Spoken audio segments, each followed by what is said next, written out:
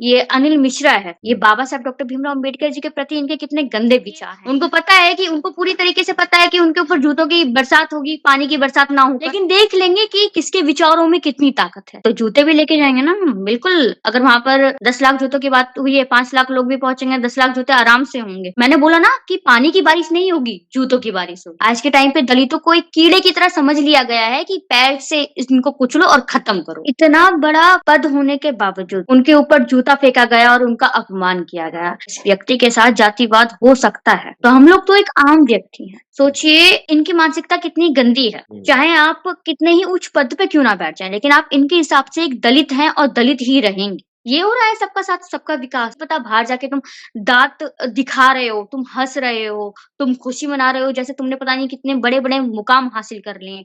लेकिन आपने किया है? मोदी जी को जिस तरीके से पद में बैठाने का काम कर रहा था, उसी तरीके से पद से उतारकर उनको नीचे फेंकने का भी काम करेंगे। अगर एक बार ईवीएम मशीन से चुनाव ना कर बैलेट पेपर से करवा लेना, तो पता चल जाएगा कि किस तरीके से मोदी जी जमीन में पटक दिए जाएँगे। एक बार आप बैलेट पेपर से चुनाव करके देख लीजिए, तब आपको रियल में पता चल जाएगा कि आप किस तरीके से आपको लोग सपोर्ट करते हैं और किस तरीके से नहीं करते।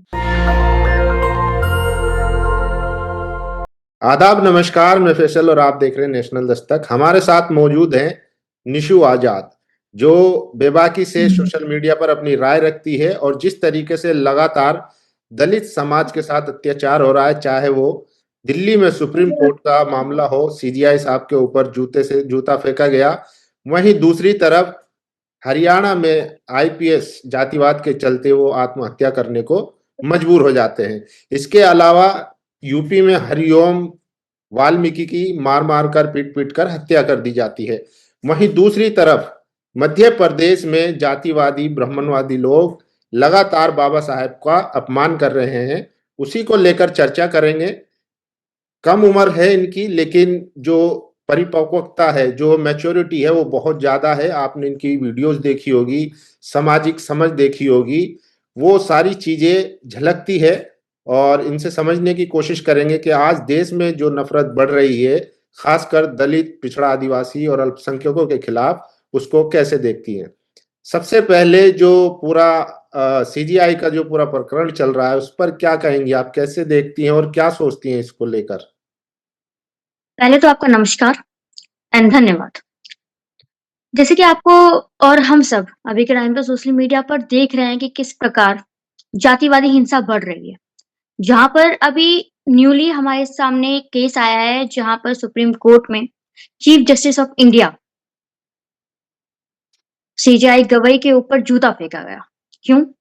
क्योंकि एक बार तो यहाँ पर नाम दिया जा रहा है कि उन्होंने हमारे सनातन धर्म का, हमारे सनातन धर्म के भगवानों का अपमान किया है, उस वजह से हमने जूता मारा। लेकिन कहीं न कहीं हम इस चीज़ को अपनी नज़रों से इस प्रकार देखते हैं कि जातिवाद, उनके मन में कहीं न कहीं ये भाव प्रकट हुआ होगा कि आखिर एक दलित समाज का व्यक्ति इतनी बड़ी कुर्सी पर कैसे बैठ गया? हुँ। तो इस प्रकार ही ऐसी जलती भावनाओं को लेकर उनके ऊपर जूता फेंका गया और उनका अपमान किया गया। यहीं अगर chief justice of India CJI Gavai के अलावा अगर कोई और जाति का वहाँ पर सीजेआई बैठा होता, हुँ। उनके साथ अगर ऐसा होता तो अब तक वो पता नहीं क्या से क्या कर चुके होते। लेकिन सीजेआई गवई ने ऐसा कुछ भी नहीं किया। क्यों? क्योंकि वो बुद्ध को मानने वाले हैं। ये लोग जलते हैं, इसी वजह से उनके साथ ऐसा किया गया। मेरा मानना ये है। क्या लगता है इसमें एक बात ये भी निकल के आ रही है, उनकी बहन और जो माताजी थी वो भी मीडिया में आके उन्होंने बाइट दी और इस पर अपने विचार रखे कि जब आरएसएस की तरफ से उनको न्योता आया उनके प्रोग्राम के लिए, तो उन्होंने मना कर दिया था। उन्होंने कहा था कि हम ऐसी जगह नहीं जाएँगे जहाँ संविधान का अपमान होता हो या बाबा साहेब का सम्मान ना किया जाता हो। हम ऐसी जगह, ऐसे स्टेज पर नहीं जाएँगे, मंच पर नहीं जाएँगे। तो क्या ये भी एक वजह देखी जा रही है? बि देखो बिकॉज़ दे नो ना कि आज हमारे पास जो भी है वो किसकी बदौलत है। हुँ। आरएसएस एक ऐसा संगठन है, हिंसावादी संगठन है ये। भारत का सबसे बड़ा संगठन माना जाता है, लेकिन सबसे ज़्यादा हिंसा भी यही संगठन फैलाने का काम करता है। और ये बाबा साहब डॉक्टर भीमराव अम्बेडकर जी का पूरी तरीके से अपमान करने में नंबर 1 पर हैं। और सीजेआई गवई के जो परिवार वाले हैं, वो पूरी तरीके से अम्बेडकरवादी हैं। वो पूरी तरीके से बौद्ध धर्म को मानने वाले हैं, इसलिए वो बाबा साहेब डॉक्टर भीमराव अम्बेडकर जी का जो भी अपमान करेंगे, वहाँ पर आखिर क्यों ही जाएँगे? तो अच्छा किया उन्होंने कि उनको ना किया। लेकिन आज जब बड़े-बड़े लोग और बड़ी-बड़ी संस्था देख रहे हैं कि सरकार के सामने आरएसएस पूरा कब्जा करके बैठी हुई है, उनके सामने नतमस्तक है, तो फिर इन लोगों को क्या परेशानी है समझौता करने में? परेशानी ये है ना क्योंकि बाबा साहब डॉक्टर भीमराव अम्बेडकर जी चाहते थे कि बहुजनों की सरकार बने, बहुजनों के पास सत्ता की चाबी हो। हुँ। हमें जहाँ तक आज के टाइम पर जिन लोगों ने हमें ब्राह्मणवाद के अंदर फँसा कर रखा, वहाँ से निकल कर हम लोगों को उच्च पदों पर बैठना है। तो अभी के टाइम पे जो उच्च पदों पे बैठे हुए हैं वो आरएसएस के लोग ही हैं, ठीक हुँ। है? वो वही लोग हैं जो बाबा साहेब डॉक्टर भीमराव अम्बेडकर जी के विचारों को खत्म करना चाहते हैं, बाबा साहेब का नाम खत्म करना चाहते हैं। तो अच्छी बात है कि उन्होंने उसको मना किया और यहीं पर यदि बहुजनों की सत्ता होती, तो वो इसको ना कर बल्कि वहाँ पर उनके साथ जाते और मंच पर जाते। मंच पर जाते हैं, लेकिन जो वकील की बात करते हैं, जो आरोपी हैं जिन्होंने हमला किया था, उनका कहना है कि मुझे एक दिव्य शक्ति थी जो हुँ। झकझोर रही थी, परेशान कर रही थी, क्योंकि सीजीआई की तरफ से लगातार ऐसे फैसले या ऐसी टिप्पणियाँ हो रही थी, सनातन धर्म पर जिससे मैं आहत था और दिव्य शक्ति ने मुझे कहा तो मैंने वो किया और अगर ज़रूरत पड़ी तो मैं फिर से इसको करूँगा और मुझे कोई अपराध बोध भी नहीं है। तो इनके हिसाब से अगर इनको दिव्य शक्ति ने ये करने के लिए कहा था, तो मेरे हिसाब से सिजाए गवई को भी ये बोलने के लिए दिव्य शक्ति ने ही कहा होगा। मतलब आप कह रही हैं कि उनके पास भी दिव्य शक्ति है। ऑफ़ कोर्स अगर वो इतना गलत अपराध करने के बाद, इतने उच्च पद पे बैठने वाले व्यक्ति के ऊपर आप जूता फेंक सकते हैं, तो उन्होंने तो सिर्फ़ टिप्पणी की और टिप्पणी भी करने के लिए किसने कहा होगा? ऑफ़ कोर्स दिव्य शक्ति ने कहा होगा। तो कैसे देखती हैं वो कह रहे हैं कि वो ना तो ये जो घटना हुई है इस पर ना उन्हें कोई अपराध बोध है और ना ही रिग्रेट है इसके लिए कि मैंने मुझसे गलती हुई, वो मीडिया में साफ तौर पर कह रहे हैं और साथ ही कह रहे हैं कि अगर दोबारा ऐसी कोई चीज़ हुई और मुझे ज़रूरत पड़ी तो मैं फिर से ऐसी हरकत करूँगा या ऐसी चीज़ मैं फिर से दोहराऊँगा। दोबारा करने का हम मौका नहीं देंगे और रिग्रेट इनको इसलिए नहीं है क्योंकि सिजाए गवई ने कोई फैसला नहीं लिया। मैंने स्टार्टिंग में भी ये बात कही कि अगर सीजेआई गवाही के बजाय कोई और कास्ट का व्यक्ति होता सीजेआई, तो वो अब तक कोई ना कोई एक्शन लेता और ऐसे आप आरोपी को कड़ी से कड़ी सज़ा दिलवाता। आपको क्या लगता है क्यों सीजीआई साहब ने फैसला नहीं लिया? क्योंकि अगर उन पर कार्रवाई होती, तो शायद एक नज़ीर बनती क्योंकि सीजीआई साहब के पास प्रिविलेज है, सुप्रीम कोर्ट के जज हैं, तो उनके पास सिक्योरिटी भी है और प्रिविलेज भी है, उन पर दोबारा ऐसी हरकत नहीं होगी। हुई तो पूरा देश में मुद्दा बना, इंटरनेशनल मुद्दा बना, लेकिन दूर-दराज में जो आम दलित है, आम पिछड़ा है, आदिवासी है, जो कमज़ोर तबका है, जब उसके ऊपर जाति के नाम पर, धर्म के नाम पर हमला करके उसको लिंच कर दिया जाता, क्या उनके लिए नज़ीर बनाना ज़रूरी नहीं था? देखो, सिजाई गवई ने कहा कि मुझे इन सब चीज़ों से फ़र्क नहीं पड़ेगा। हुँ। ठीक है? जब उनके ऊपर इस तरीके का हमला किया गया। इसी प्रकार बाबा साहब डॉक्टर भीमराव अम्बेडकर जी जब संघर्ष कर रहे थे अपनी लाइफ में, उस टाइम पर भी ना जाने कितने ब्राह्मणवाद थे, मनुवाद थे, मनुवादी व्यक्ति थे, जिन्होंने बाबा साहब डॉक्टर भीमराव अम्बेडकर जी को ना जाने क्या-क्या कहा, उनका कितना अपमान किया, यहाँ तक कि वो स्कूल भी जाया करते थे, तो उनके ऊपर उनको गालियाँ दिया करते थे, उनके ऊपर पानी फेंका करते थे। लेकिन बाबा साहब डॉक्टर भीमराव अम्बेडकर जी को इससे फ़र्क नहीं पड़ा।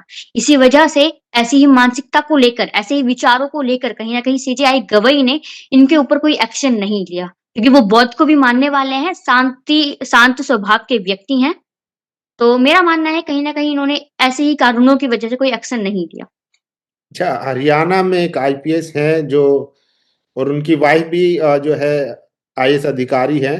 उसके उनके साले बताए जाने की विधायक है, मतलब यहाँ तक पहुँचने के बावजूद भी उनके साथ जाति के नाम पर एट्रोसिटी होती है और मामला यहाँ तक आ जाता है कि पूरे सिस्टम में उनको परेशान किया जाता है और इतना मजबूर कर दिया जाता है जिस तरीके से रोहित वेमुला को मजबूर कर दिया गया था, पायल तड़वी को मजबूर कर दिया गया था। एक संस्थानिक इंस्टीट्यूशनल जो है वो हत्या कर दी जाती है और उनके खिलाफ ना कोई अभी तक कार्रवाई हो रही है।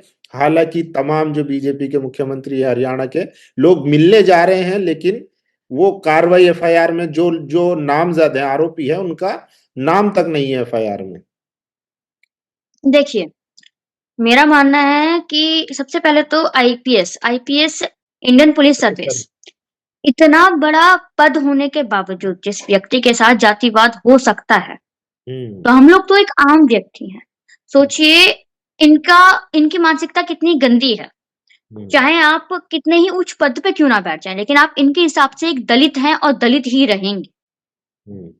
और ये इसी प्रकार आपके साथ भेदभाव करते रहेंगे, आपको पीड़ित करते रहेंगे, जिस प्रकार रोहित वेमुला को पीड़ित किया गया था, उसी प्रकार इनको भी किया गया। और एफआईआर दर्ज इसलिए नहीं की जा रही क्यों? क्योंकि पता है ना कि सत्ता पे कौन लोग बैठे हैं। सत्ता पे वही लोग बैठे हैं जो मनुवादी विचारधारा के हैं।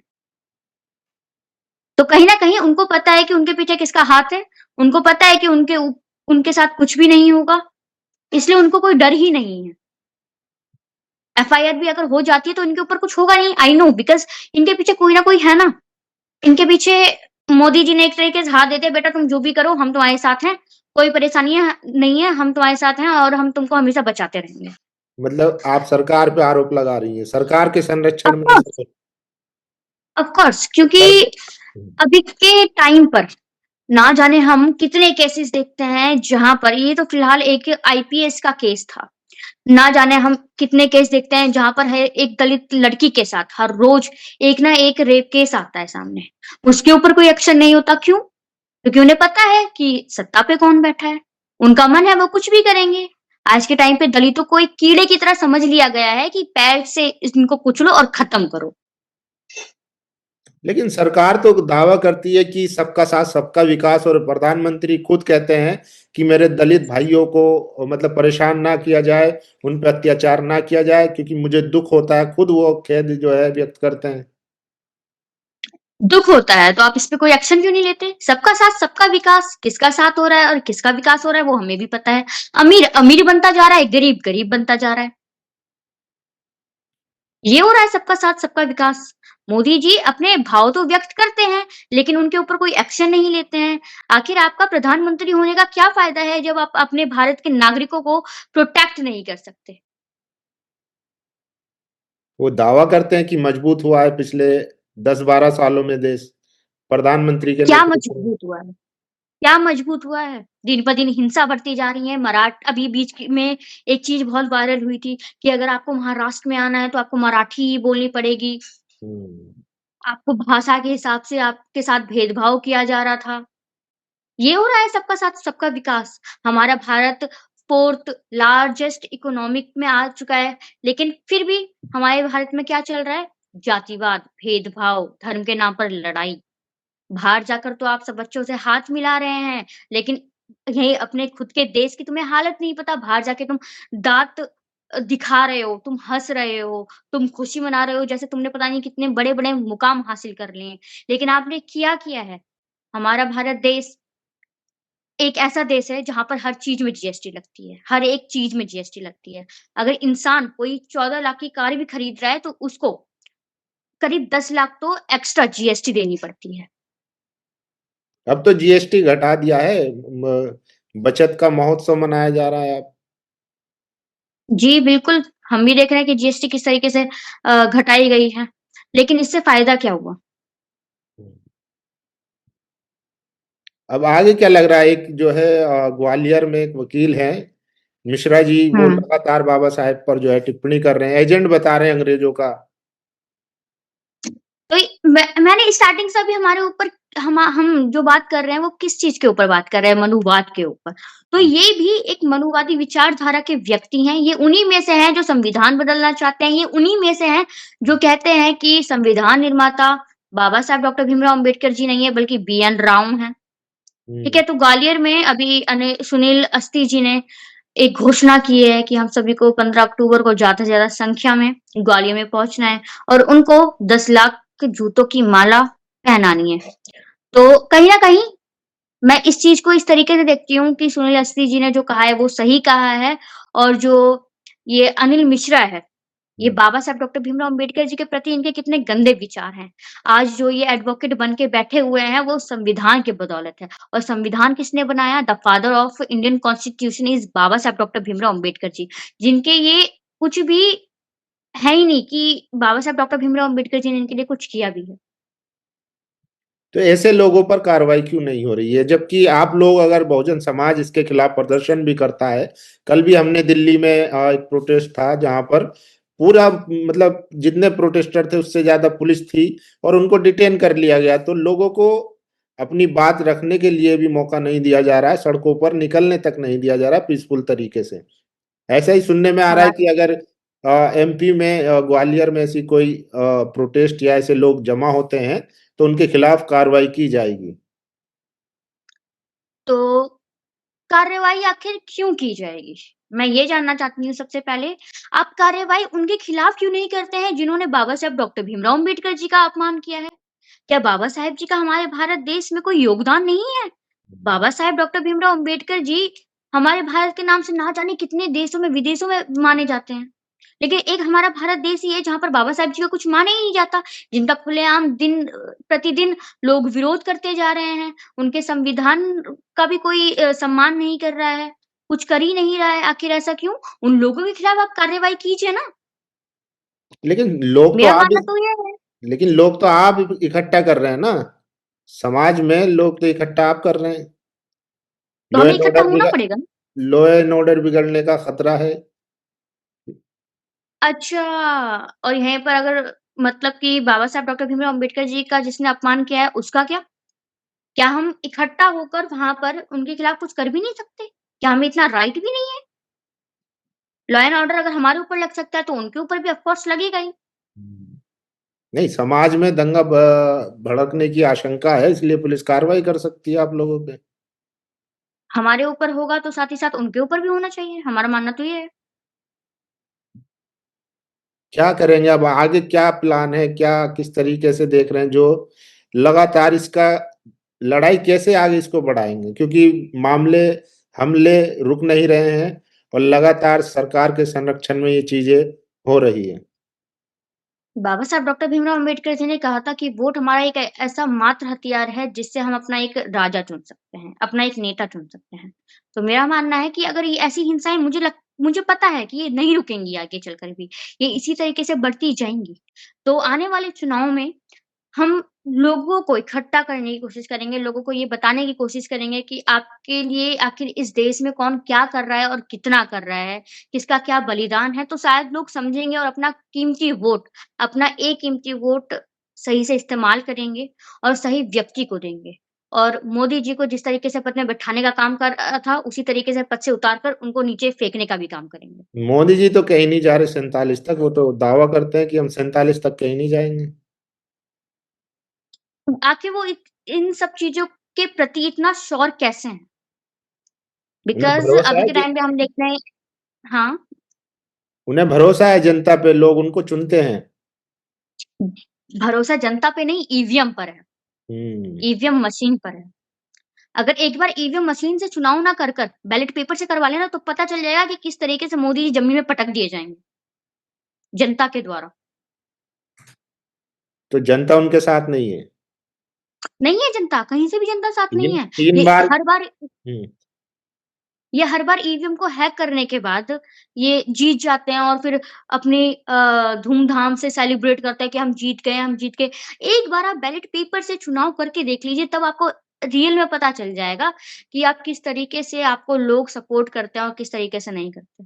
ये तो बहाना है, ये विपक्ष के तमाम नेता ये बोलते हैं क्योंकि मोदी जी की टक्कर के सामने कोई है नहीं उस लेवल का नेता, इसलिए ये सब बहाने, ईवीएम खराब है, वोट चोरी और ये सब बहानेबाजी करते हैं। ईवीएम चलो हम मानते हैं कि जो विपक्ष पार्टी के हैं वो ऐसा दावा कर रहे हैं।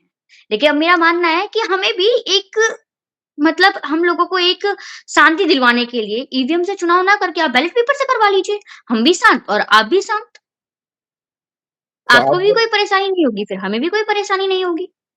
आपको लगता है बैलेट पेपर से लोग जो है नतीजे कुछ और आएंगे? बिल्कुल ऑफ़ कोर्स नतीजे अलग आएँगे। पूरी तरीके से अलग आएँगे। अभी आपने देखा होगा कि किस तरीके से बीच में अभी राहुल गांधी ने राहुल गांधी जी ने वोट का किस तरीके से खुलासा किया था कि किस तरीके से वोट चोरी किए जाते हैं। उस हिसाब से तो मुझे लगता है अगर ये बैलेट पेपर से चुनाव हुए तो पूरी तरीके से मोदी जी की पार्टी, भारतीय जनता पार्टी हारेगी और हारेगी। नहीं, वो तो चुनाव आयोग कह चुका है कि ये लोग सिर्फ इल्जाम लगाते हैं लेकिन सबूत नहीं दे पाते हैं कि वोट चोरी हुआ, सबूत तो फर्जी वोट डले। सबूत तो पूरा-पूरा दिखाया है। चुनाव आयोग तो ये बात इसलिए कर रहा है ना क्योंकि चुनाव आयोग किसको सपोर्ट करता है वो हमें भी पता है। भारतीय संविधान में कहीं न कहीं नहीं, भारतीय संविधान में ये बताया गया है कि अगर कोई भी ऐसे-ऐसे पदों पर बैठा हुआ है, तो वो कोई भी एक स्पेसिफिक पार्टी को सपोर्ट करने वाला नहीं होना चाहिए। लेकिन यहाँ तो पूरी तरीके से भारतीय संविधान का उल्लंघन होते हुए ये अलग ही अलग काम कर रहे हैं। ये जो भी इतने बड़े-बड़े पदों पर बैठे हुए हैं, ये कोई न कोई एक पार्टी को सपोर्ट करते हैं और वो कोई न कोई एक पार्टी सिर्फ भारतीय जनता पार्टी होती है। नहीं, नहीं, ये सब तो संस्था है, निष्पक्ष संस्थाएँ हैं, अपना काम करती हैं। नहीं है, नहीं है, नहीं है। हम मान ही नहीं सकते हैं। तुम हम लोगों को कुछ जाँच करने नहीं दे रहे हो। अगर हम जाँच करते हैं तो तुम उसे झूठा बताते हो। हुँ। तो संस्थाओं पे भी भरोसा नहीं रहा अब।